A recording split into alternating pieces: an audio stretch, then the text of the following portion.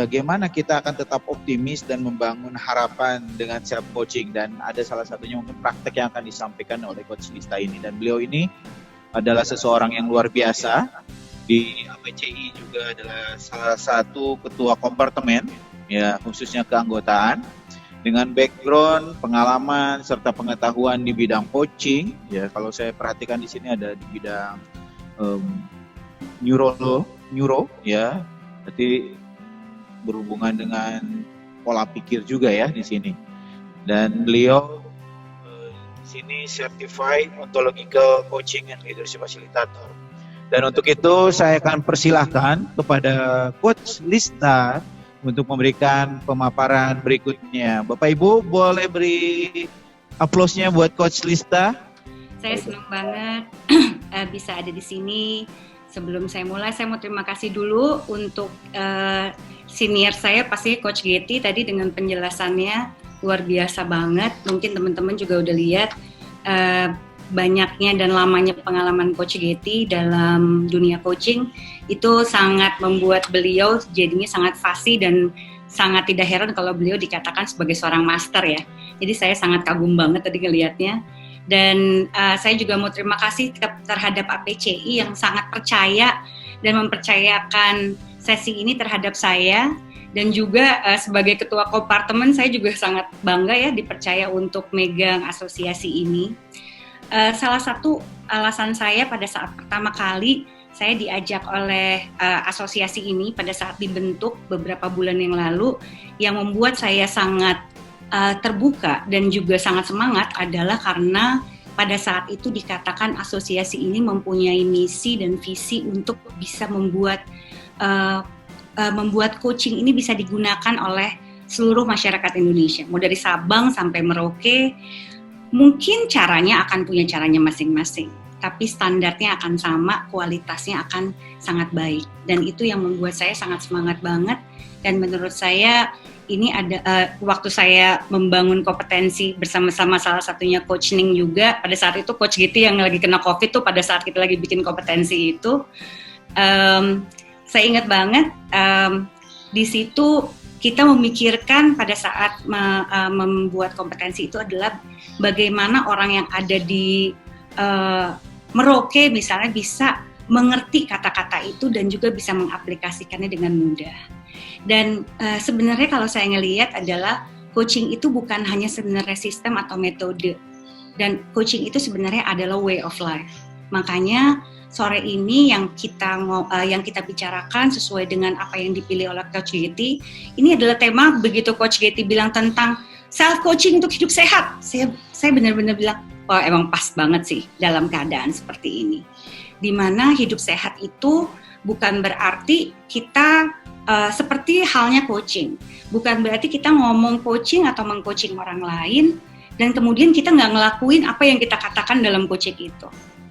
Tapi justru challenge-nya adalah bagaimana kita menghidupkan apa yang kita katakan atau apa yang prinsip yang kita lakukan terhadap coaching itu terhadap orang lain. Sama dengan hidup sehat juga kayak gitu. Kita nggak bisa cuma ngomong, ayo kamu hidup sehat sama orang gitu ya. Tapi kitanya sendiri nggak menjalankan hidup sehat. Nah ini yang akan saya sharing sedikit dan meneruskan dari apa yang tadi Coach Getty sudah terangkan secara gambaran besar. Kali ini saya mungkin akan lebih banyak membicarakan tentang gambaran kecil. Alhamdulillah saya masih sehat sampai sekarang secara raga ya, maksudnya dalam artian saya nggak tahu mau bilang lebih baik atau enggak gitu ya, tapi alhamdulillah saya masih bisa ngejaga tubuh saya dalam keadaan seperti ini, dan dalam waktu yang bersamaan juga saya juga ngejagain orang-orang yang di sekitar saya, terutama keluarga saya, karena saya tinggal sama ibu saya, jadi banyak banget hal-hal yang saya harus batasi juga, atau hal-hal yang saya juga karena di rumah juga ada anak-anak kecil, saya juga sangat membatasi terhadap apa yang bisa kita lakukan, dan juga bagaimana kita tetap mempraktekkan untuk kita ngejaga imunitasnya kita. Saya share screen dulu biar langsung aja. Badan saya langsung anget begitu ngomongin tentang kesehatan, kayaknya memang pasti kayaknya ya. Self coaching di sini saya dapat satu bagian di mana saya membicarakan tentang self coaching, optimis, membangun harapan. Ini menarik nih, karena memang dalam hidup saya sendiri, dalam pengalaman saya sendiri memang lulusan dari Newfield. Saya sekolah coaching sekitar 10 tahun yang lalu, tahun 2010. Kebetulan saya bersekolah memang sekolah yang disebut dengan sekolah coaching ontological. Nanti saya akan terangkan selanjutnya maksudnya ontological apa dan apa hubungannya sama health. Setelah itu saya jalan terus saja ya, saya ngambil sertifikasi ini, sertifikasi itu. Salah satu value yang saya punya dalam hidup saya adalah saya itu senang belajar. Saya senang ngulik, saya senang ngelihat hal-hal yang, kayaknya menarik ya, kayak apa ya gitu. Nah, salah satunya bagian yang saya sangat perdalam adalah mengenai somatik. Somatik ini adalah tentang tubuh. Ya, dan juga saya dalam proses menuju ke sertifikasi ke health coach. Saya bukan dokter, tapi bagaimana saya bisa menangani coach atau klien yang mungkin kebanyakan isu yang dia hadapi sebenarnya juga karena isu dalam keadaan tubuhnya dia, mungkin berupa dengan kesehatan, mungkin berupa dengan figur tubuhnya dia. Itu banyak saya pelajari di dalam somatik, dunia somatik. Jadi kalau misalnya bisa dilihat juga, saya juga ngambil sedikit hanya neuroscience dasar aja untuk coaching dan mindfulness, dan sisanya itu adalah sertifikasi untuk training saya. Oke? Nah, saya mau jelasin dikit untuk teman-teman mengenai ontological coaching. Ontological coaching itu sebenarnya adalah, kalau ngomongin ontologi itu kayak suka dibilang apa sih arti ontologi gitu. Ontologi sebenarnya artinya being, ya. Artinya adalah tentang being, tentang bahasa Indonesia sebenarnya sikap, tapi sebenarnya bukan hanya sikap. Banyak hal yang kita mau lihat dari seseorang. Yaitu adalah kita mau melihat dari apa yang orang itu pikirkan, kemudian juga terdiri dari apa yang emosi atau perasaan yang dirasa oleh orang itu. Nah, ini adalah satu bagian yang saya katakan tadi yang jarang sekali saya ngelihat dalam teknik coaching banyak disentuh gitu ya, yaitu adalah tentang tubuh. Di dalam dunia ontologi itu sendiri, untuk sekedar hanya untuk melihat aja, kita tuh melihat diri kita adalah sebagai observer. Kita tuh melihat diri kita adalah kita memiliki emosi. Language itu adalah pikiran dan tubuh kita yang mengambil tindakan yang akhirnya menjadi behavior atau perilaku atau kebiasaan yang akhirnya menghasilkan hasil. Nah, dalam ontological coaching itu disebut dengan OR model, di mana observer menghasilkan satu tindakan dan hasil yang mau dilihat adalah kesemuanya ini, bukan hanya perilakunya dia aja, tapi kita akan balik ke melihat tubuh, emosi, dan juga pikiran-pikiran yang dimiliki oleh orang itu, belief-belief yang dimiliki oleh orang itu. Nah, ini mungkin sesuatu yang menarik untuk dilihat kita sebagai coach ya. Mungkin di sini ada rekan-rekan coach atau mungkin non-coach ya. Saya mungkin nggak semua orang di sini adalah coach. Mungkin Anda pernah di-coaching sebelumnya, atau pernah Anda ngedengar orang meng-coaching, atau mungkin organisasi Anda pernah menerapkan coaching. Mungkin Anda sangat berminat untuk tahu dan mendalami coaching itu seperti apa. Nah, nantinya ini akan jadi satu hal yang menarik untuk teman-teman nanti cari tahu di APCI mengenai coaching ini sendiri dan bagaimana ini bisa membantu teman-teman. Tapi yang perlu diingat juga, yang saya sangat terus diingatkan oleh para mentor coach saya dari sekolah saya juga, dari untuk mentor PCC saya juga, adalah saya selalu diingatkan tentang satu hal. Sebagai coach, kita adalah manusia juga. Dan pada saat di dalam pandemi ini, khususnya di dalam masa pandemi ini, menghasilkan hal-hal yang tidak pasti. Banyak sekali hal-hal yang kita lihat serba nggak pasti. Banyak perusahaan yang menjadi breakdown, banyak sekali karyawan yang dilepas, banyak orang yang dalam dunia saya, pertemanan saya juga, yang bisnisnya sebagai UMKM itu juga dia jatuh. Dan itu menimbulkan banyak sekali banyak sekali keadaan orang semakin tidak pasti. para rekan sesama coach saya juga banyak yang dalam titik ini mengalami banyak juga breakdown selama 7 bulan terakhir ini. Kenapa? Karena dalam masa seperti ini adalah ketidakpastian hal-hal yang tadinya sudah kita punya tiba-tiba hilang dari tangan kita, istilahnya gitu.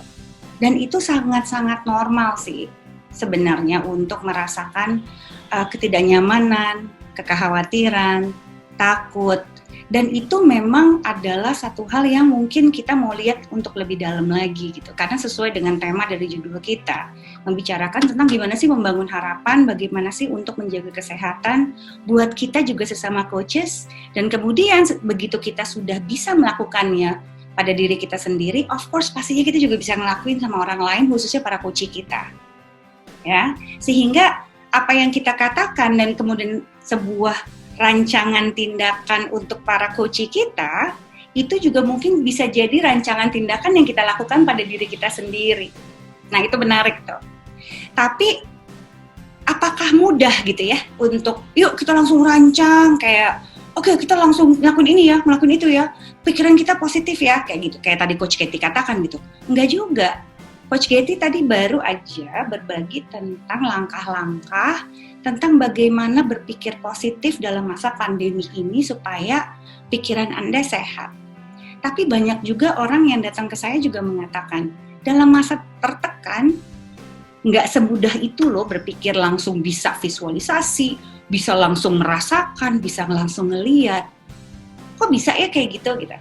Nah, yang akan saya share sebentar lagi adalah sebenarnya sebuah slide yang tadi Coach Katie sudah katakan, tapi secara teknis saya akan jelaskan lebih detail. Nah, teman-teman kalau misalnya teman-teman, para Bapak Ibu punya pertanyaan di tengah-tengah, tapi takut lupa, langsung di chat aja nanti begitu di sesi pertanyaan, at least nanti nggak kelupaan gitu ya, langsung di chat sekarang, nanti dijawabnya di akhir dari sesi. Tadi Coach Katie udah sharing tentang bagian dari otak ini sendiri. Izinkan saya sekarang akan menjelaskan untuk lebih teknis sedikit. Jadi jangan pusing, ini hanya teori dasar neuroscience aja, bukan yang kayak pelajaran tentang tentang syaraf atau apapun, karena banyak dokter di sini yang mungkin akan jauh lebih mengerti, tapi ini kita pakai sebagai dasar untuk kita bisa mengerti dari mana datangnya sebuah pemikiran, sebuah perasaan dari seseorang pada saat dia melakukan hal-hal yang dia lakukan. Oke? Dan ini banyak banget coach yang sudah pakai ini. NLP juga menggunakan teori ini. Jadi banyak ya, jadi bukan cuma tentang ontologi. Ontologi hanya mazhabnya yang saya pakai dan saya lulusnya dari situ. Tapi bukan berarti satu teori itu belong to one school, enggak gitu. Ya, dalam coaching itu. Nah, yang pertama yang tadi Coach Katie katakan adalah reptilian brain. Kalau Anda lihat di gambarnya, reptilian brain adalah otak survival. Otak survival ini adalah otak yang pertama kali diciptakan pada saat manusia dilahirkan dan dia terbentuk sampai usia 18 bulan. Otak survival atau reptilian brain ini, of course namanya juga udah reptil, ya, otak reptil, jadi semua reptil lain juga pasti punya. Makanya tadi dibilangnya otak dinosaurus, di mana otak ini adalah yang mengatur semua fungsi tubuh kita yang kita tidak sadari. Peredaran darah, jantung, jalannya ginjal, usus kita, dan lain-lainnya. Pokoknya semua hal yang tidak kita sadari itu dilakukan oleh reptilian brain, diatur oleh reptilian brain. Dan itu tidak sama sekali dimaksudkan untuk kita menyadari jalannya. Kebayang nggak ya kalau kita sampai bisa ngeh gitu ya, aduh degup jantung saya tadi semenit berapa ya? Itu mungkin tambah pusing kali ya hidup kita ya, nggak mikirin itu aja pusing, gimana kita mikirin hal-hal seperti itu. Jadi kayaknya Tuhan Allah tuh maha besar banget menciptakan ini, memang sudah ada yang ngatur sendiri secara otomatis. Oke? Nah, survival brain ini menciptakan sebuah sistem defense mekanisme terhadap tubuh kita, di mana dia menciptakan ada 3 reaksi di mana tubuh kita bisa menyelamatkan diri. Jadi memang fungsinya reptilian brain ini menciptakan 3 reaksi ini untuk kita bisa menyelamatkan diri kita. Satu fight, yaitu adalah kita lawan, ya. Satu adalah flight, kabur. Satu lagi adalah freeze. Jadi contohnya seperti ini. Kalau misalnya teman-teman nih, Bapak Ibu lagi ikut seminar kita gitu ya. Kalau misalnya ada bahaya mengancam, reptilian brain ini akan langsung otomatis menyelamatkan kita dengan 3 reaksi ini, ya, memberikan kita 3 reaksi ini. Nah, biasanya salah satu dari 3 ini akan lebih dominan, walaupun ada yang biasanya 2 dominan juga bisa, tapi salah satu bisa jadi lebih dominan. Misalnya kayak kalau Bapak Ibu lagi ikut seminar ini lewat webinar di dalam ruangan, tiba-tiba dibuka pintu ada harimau gitu. Nggak mungkin kan kita bilang, harimau gitu. Reptilian brain akan langsung mengatur bagaimana reaksi kita terhadap bahaya yang kita lihat di depan mata itu. Either kita fight, kita lawan, ya. Kalau case-nya adalah harimau mungkin kita jadi mati. Terus kemudian atau kita langsung flight, kabur, ya. Atau kita freeze. Freeze itu adalah yang disebut dengan beku, kaku, diem, freeze. Ya, bisa jadi kalau Anda mungkin pernah lihat contoh freeze di mana misalnya orang mungkin dalam kondisi tertekan, dia nggak bisa mikir sama sekali, diajak ngomong juga nggak bisa, itu kondisi freeze namanya. Dan kondisi ini mempengaruhi bagaimana keseluruhan tubuh kita berjalan secara fisik. Jadi fight akan mempengaruhi misalnya sistem peredaran darah, dia langsung cepat, degup jantung juga jadi cepat, ya seperti itu. Jadi biasanya seperti itu. Flight juga. Jadi semua dari reaksi-reaksi ini akan mempengaruhi bagaimana fungsi tubuh kita. Oke, itu yang perlu dilihat. Ini adalah reaksinya. Yang pertama yang tadi saya katakan adalah reptilian brain. Nanti kalau ada pertanyaan bisa langsung tanyakan di chat aja ya. Yang kedua adalah limbic brain. Limbic brain ini sendiri yang mengatur semua perasaan, semua emosi yang kita punya. Ya. Limbic brain dibentuk pada saat usia 2 sampai 6 tahun. Nah, banyak yang mengatakan juga bagaimana limbic brain ini terbentuk pada masa emosi ini, pada saat pembentukan limbic brain usia 2 sampai 6, ada yang menyamakan dengan itu adalah di saat usia golden age, di mana memang limbic brain hanya bekerja melalui penyerapan. Jadi dinyerap tuh, dia tuh cara belajarnya adalah menyerap, bukan sistem, tapi menyerap. Apa yang dia lihat, dia artikan, dia rasain, itu nyerap ke dia. Jadi itu cara limbic brain mengartikan di usia 2 sampai 6 tahun. Jadi kebayang pada saat usia itu kita bisa mengartikan apapun di usia golden age itu, dan dia mengartikannya dengan apapun yang dia akan artikan. Walaupun mungkin secara keadaannya untuk di mata orang dewasa itu nggak seperti itu. Ya, nanti saya kasih contoh seperti apa. Nah, di dalam sebuah limbik ada yang namanya amigdala. Amigdala adalah yang menyimpan semua memori-memori, perasaan, apa yang telah dipelajari oleh si limbik tersebut. Ya, itu namanya amigdala. Jadi kalau mungkin ada yang tahu amigdala itu sebenarnya bahasa Yunani yang artinya adalah kacang almond. Jadi emang segede kacang almond. Dia ada di belakang kuping tepatnya. Nah, si amigdala itu menyimpan semua memori-memori yang akan memfilter semua perasaan-perasaan sesuai dengan apa yang dia artikan di usia 2 sampai 6 tahun itu. Nah, kebayang ya kalau misalnya saya biasanya dapat contoh tentang limbic brain adalah di usia 2 sampai 6, misalnya Anda pulang gitu ya, anak Anda mungkin masih kecil misalnya. Begitu Anda pulang, Anda lagi capek banget, mungkin Anda udah ngalamin apapun, tapi anak Anda datang dengan excitednya, wah gitu ya. Terus dia nyamperin Anda, terus Anda bilang, entar dulu, masuk dulu. Sebenarnya mungkin yang sebagai ayah yang Anda maksudkan adalah takutnya dia terkena mobil yang lagi diparkir, atau mungkin apapun itu. Tapi si anak itu mungkin tidak akan mengerti seperti itu. Limbic brain akan mengartikannya apapun yang dia mau artikan. Mungkin dia akan mengartikan, oh ayah nggak mau ngomong sama saya salah apa, nggak boleh excited. Kalau saya excited nanti saya nanti dimarahin seperti ayah kayak tadi. Nah, limbic brain ini bukan otak pintar. Dia tidak pintar sama sekali. Dia bekerja untuk menyerap dan mengatur emosi tersebut. Walaupun kalau secara prakteknya nanti akan berhubungan dengan gut brain. Nah, itu nggak saya ceritain ya. Terlalu too much. Ada gut brain, ada berhubungan dengan peredaran jantung dan lain-lainnya, itu saya nggak ceritain. Nah, yang terakhir adalah ini dia, neocortex, yaitu adalah thinking brain. di mana thinking brain terbentuk di usia 7 sampai baru matang di usia 27 tahun. Jadi kalau Anda mikir tentang anak-anak remaja, kenapa sih anak remaja saya nggak bisa berpikir logis? Karena memang dia belum matang sama sekali si otaknya ini.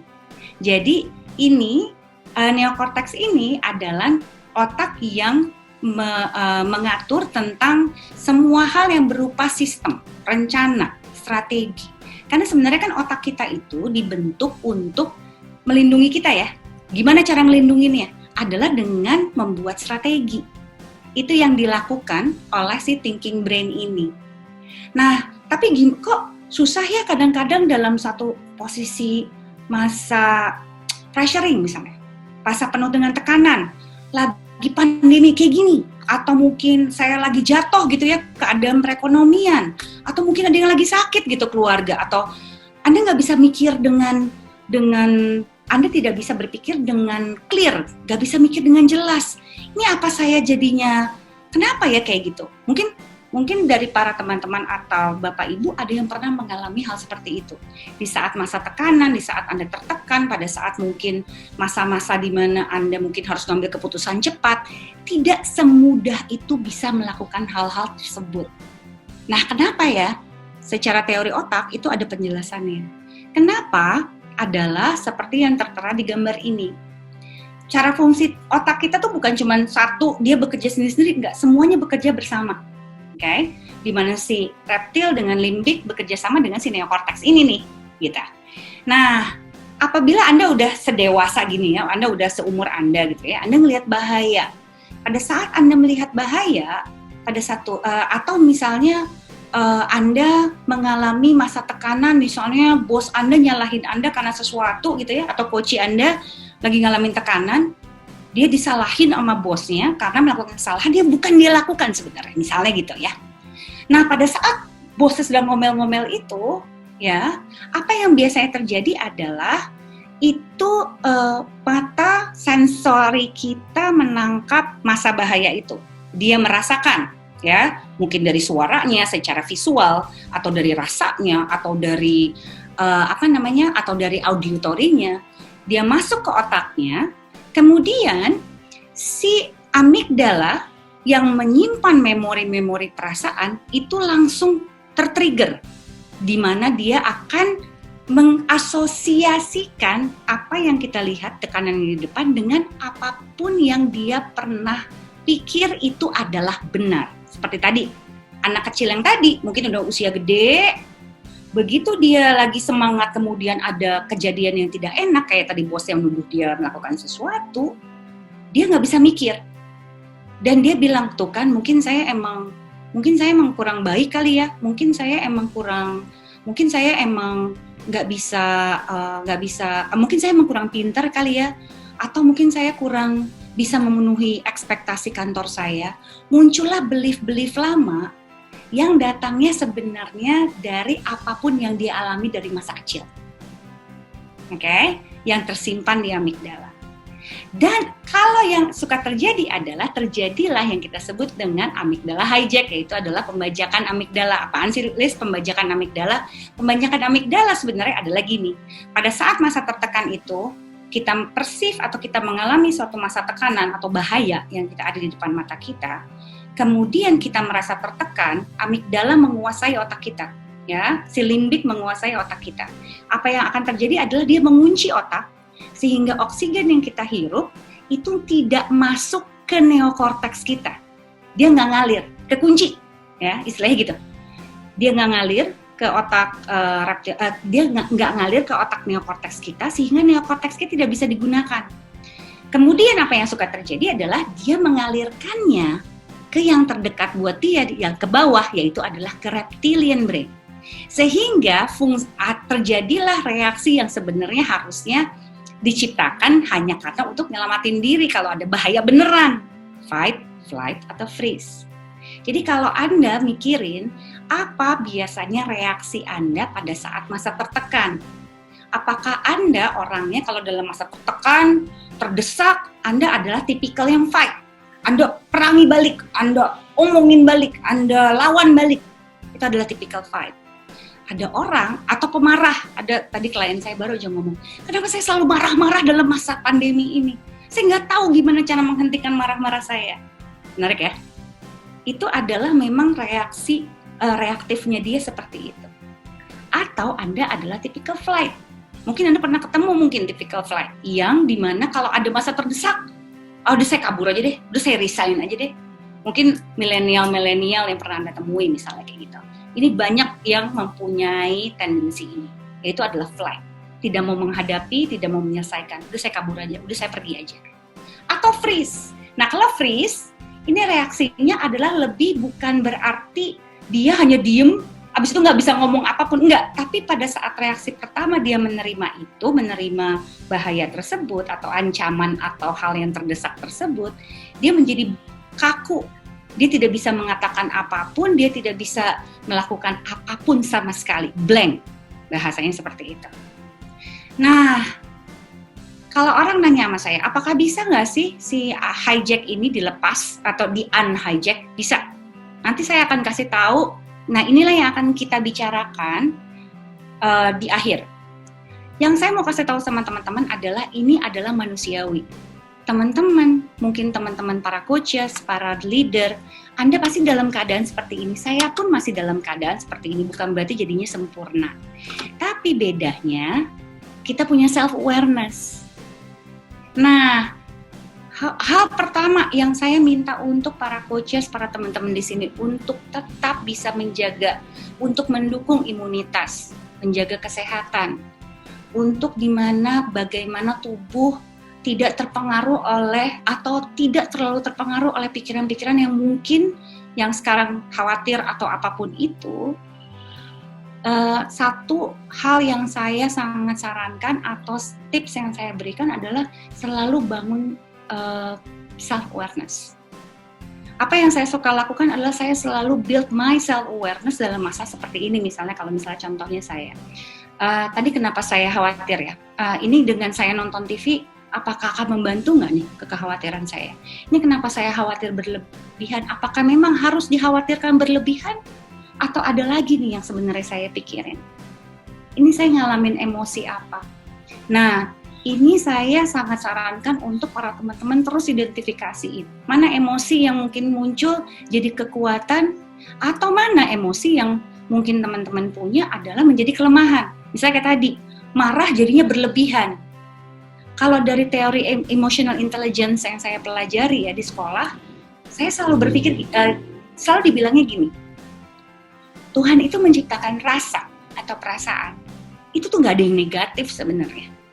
Perasaan marah, sedih, takut, khawatir, itu gak ada yang negatif sebenarnya. Sebenarnya, semuanya membawa sesuatu atau semuanya itu memberikan pelajaran masing-masing pada setiap orangnya. Tapi, saya ingat banget pada saat saya belajar, tapi yang berlebihan, itu yang mungkin membuatnya menjadi orang mengatakannya negatif. Khawatir, apakah rasa khawatir diperlukan? Of course, kita perlu khawatir dong, kalau enggak, kita jadi nggak bijaksana, main hajar semacam, mungkin itu juga jadinya nggak sehat. Apakah kita perlu rasa takut? Perlu rasa takut itu. Jadinya kita lebih bijaksana memilih langkah yang kita mau lakukan dan membuat strategi. Apakah kita perlu rasa marah? Kita perlu rasa marah untuk apa? Membuat boundaries kita dengan orang lain. Tapi yang berlebihan dari 3 itu, mungkin itu yang perlu mau dilihat. Kenapa emosi itu bisa berlebihan? Menyangkut tentang memori apa mungkin dari diri kita atau hal-hal apa yang masih kita percaya, itu menyangkut ke diri kita sehingga kita jadi berlebihan mempunyai emosi tersebut. Yang kedua, coba mulai lebih menyadari trigger apa yang memancing emosi tersebut. Misalnya, kalau si anak yang tadi saya contohin, triggernya pada saat ada orang membentak, itu trigger buat dia. Mungkin trigger buat Anda, buat tiap orang beda. Buat saya misalnya triggernya adalah pada saat saya melihat, nih contoh kecil ya, saya melihat ada orang yang kalau bekerja lambat, itu trigger tuh buat saya tuh. Ini kenapa sih lambat banget? Udah deh, kalau gitu itu ngebuat saya misalnya jadi lebih emosi atau jadinya lebih nggak sabaran dengan orang tersebut. Nah, mulai mungkin teman-teman atau Bapak Ibu bisa ngelihat tentang mengenai self-awareness, lebih menyadari lagi trigger apa sih yang biasanya bisa memancing Bapak dan Ibu dan mempengaruhi fisik kita. Ingat ya, yang saya katakan ini adalah bagaimana emosi dapat mempengaruhi fisik kita. Nah, yang selanjutnya yang saya mau bicarakan adalah ke belakangnya akan bersifat lebih ke teknis. Karena kalau ngomongin yang tadi akan jauh lebih panjang, bisa berjam-jam. Saya cuma dikasih waktu mungkin 5 menit lagi nih sama Coach Yasin dan Coach Shening gitu ya. Yang saya mau untuk teman-teman bisa unhijack si amigdala tadi, atau teman-teman untuk lebih tenang mungkin menghadapi klien, atau menambah imunitas teman-teman adalah teman-teman mulai lebih mempraktekkan conscious breathing, yaitu adalah nafas yang lebih disadari.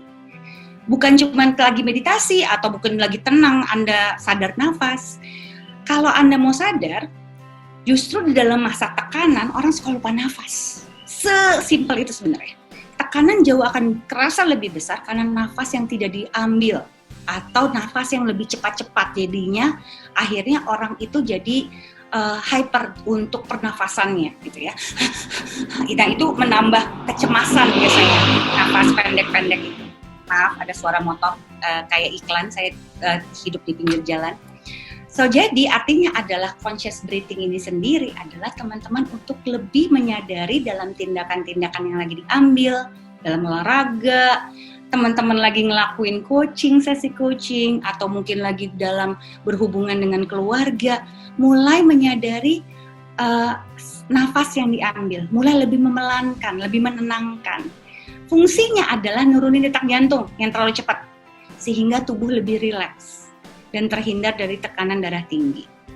Ternyata conscious breathing kalau dilatih terus, bukan cuma sekali ya, dilatih terus menerus memperbaiki pencernaan yang kurang baik, sehingga terhindar dari rasa mual, perut begah, kondisi pencernaan yang kurang baik, membantu kita lebih aware lagi jadinya terhadap, oh dalam kondisi itu saya butuhnya ini, ya sangat ngebantu.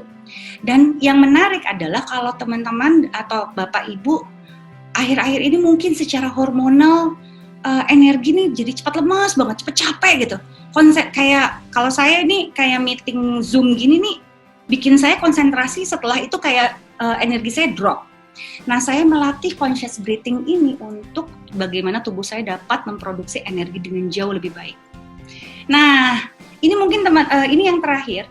Buat para Bapak Ibu dan teman-teman mungkin pernah melihat ini sebelumnya, yaitu adalah hormon chemical yang tadi disebut oleh Coach Getty. Apa yang dapat kita latih untuk bisa melatih hormon positif itu ada di diri kita sehingga sistem imun kita naik, gitu ya. Dan itu akan membantu kita secara fisik. Oke. Yang pertama adalah dopamin namanya. Nah, kalau teman-teman ngerasa ingin punya sebuah hormon untuk meningkatkan hormon yang meningkatkan imunitas, dopamin adalah salah satu hormon yang dapat meningkatkan imunitas dan rasa kebahagiaan. Saya kebetulan punya juga knowledge tentang chemicalnya apaan aja, tapi nggak usah ini ya, nanti pusing teman-teman. Itu saya suka banget soalnya ngulik-ngulik hal seperti itu. Ini namanya reward chemical, di mana dia memberikan rasa penghargaan, memberikan rasa kebanggaan.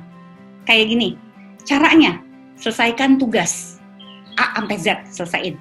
Itu akan memberikan kita dopamin, timbul hormon dopamin muncul di dalam tubuh kita.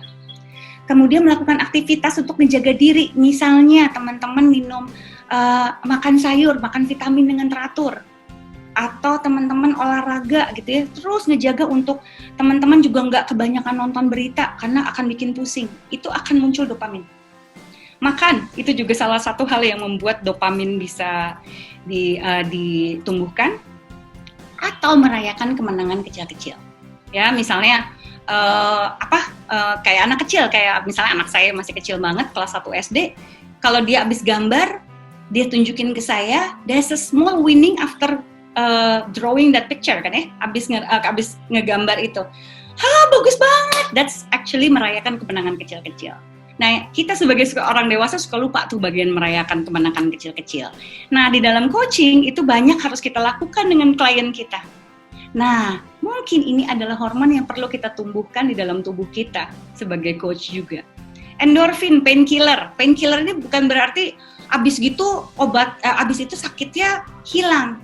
Tapi kalau Bapak Ibu pernah dengar, tubuh itu sebenarnya punya sistem sendiri untuk mengobati tubuh kita. Nah, salah satunya dengan menumbuhkan atau membangun si hormon endorfin ini. Dengan cara apa? Tawa. Tawa itu bisa numbuhin endorfin dan bisa mengurangi rasa sakit di tubuh kita. Essential oil ya, bukannya iklan ya. Ya, ini juga salah satunya karena dia memancing syaraf penciumannya kita yang akan dikirimkan kepada otak kita. Nonton komedi nih, suami saya paling doyan nih nonton komedi. Tiba-tiba dia akan ketawa-ketawa sendiri nonton komedi dan itu akan numbuhin apabila dia lagi pegel-pegel itu akan membantu dia untuk mengurangi itu misalnya. Coklat pahit itu adalah dark chocolate ya, saya nggak tahu bahasa Indonesianya apa. Dark chocolate itu juga bisa menumbuhkan endorfin kalau Anda makan, bukan cuma diliatin ya. Atau olahraga definitely bisa menimbulkan endorfin. Oksitosin, love hormone. Nah, ini nih adalah bagaimana menimbulkan rasa nyaman, kehangatan. Bermain dengan binatang, bermain dengan anak, bayi, anak kecil. Pegangan tangan ya dengan orang lain itu menimbulkan hormon oksitosin. Memeluk keluarga, memberi pujian, itu akan menimbulkan oksitosin. Kalau di dalam sistem coaching, di dalam kompetensi yang kita sedang bikin, memberikan pujian atau kita sebut compliment, itu juga adalah salah satu kompetensi yang harus dimiliki oleh seorang coach. Jangan pernah lupa untuk memberikan pujian atau penghargaan, karena itu akan menimbulkan oksitosin di orang tersebut sehingga dia merasa hangat dan nyaman untuk bicara kepada kita sebagai seorang coach. Yang terakhir, serotonin, yaitu adalah mood stabilizer. Ini kalau teman-teman nih yang lagi musim nih, moodnya swing banget di dalam masa seperti ini. Terus abis itu Anda cepat-cepat perasaan tuh bisa gonta-ganti cepat banget dalam masa-masa seperti ini. Mood stabilizer adalah salah satu hal yang disarankan untuk ditumbuhkan di dalam tubuh kita. Yaitu adalah dengan salah satunya meditasi, menenangkan diri, terpapar matahari ya. Kalau ada seorang dokter teman saya selalu mengatakan 15 menit antara jam 9 sampai jam 10 itu adalah yang terbaik. Jalan-jalan di alam itu kegemaran saya tuh ya, kalau trekking, berenang dan bersepeda. Jadi teman-teman, yang saya mau katakan adalah sangat normal kalau teman-teman mengalami naik turun mood, perasaan atau apapun yang kita alami dalam masa ketidakpastian dan menghadapi COVID-19 ini. Tapi in the same time kita bekerja sebagai seorang coach juga yang perlu kuat, yang perlu ada available secara emosi dan fisik untuk klien-klien kita. Mungkin akan sangat baik apabila kita mau melatih ini semua, menumbuhkan ini semua, dan juga untuk teman-teman mau terus meningkatkan self-awareness untuk siapa? Untuk teman-teman, untuk keluarga, untuk klien-kliennya, para coaches yang ada di sini, atau untuk orang-orang yang kita sayangi. Dari saya mungkin seperti itu aja.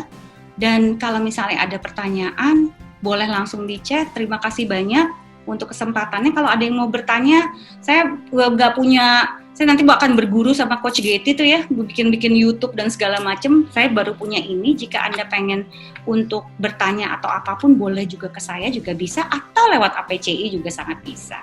Itu aja dari saya. Terima kasih banyak ya. Mungkin kepanjangan, maafkan saya ya. Kalau ngomong suka nggak berhenti-berhenti. Jadi silakan saya kembalikan pada Coach Yasin lagi. Oke, terima kasih Bapak Ibu. Mari kita berikan tepukan tangan sekali lagi yang meriah untuk Coach Getty dan Coach Lista yang sudah sharing luar biasa di sore hari ini. Buat kita, kalau saya pribadi merasa lebih optimis, lebih ada rasa percaya diri dan memahami diri. Oh iya ya, saya tuh harus kayak gini ya. Bahkan 2 bulan ini ya, saya sedang mencoba gaya hidup sehat gitu ya. Karena ya memang perlu banyak perubahan dalam diri, termasuk bagaimana pola makan, ya, kemudian olahraga itu menjadi sangat penting di waktu-waktu pandemi ini, gitu ya Bapak Ibu. Nah,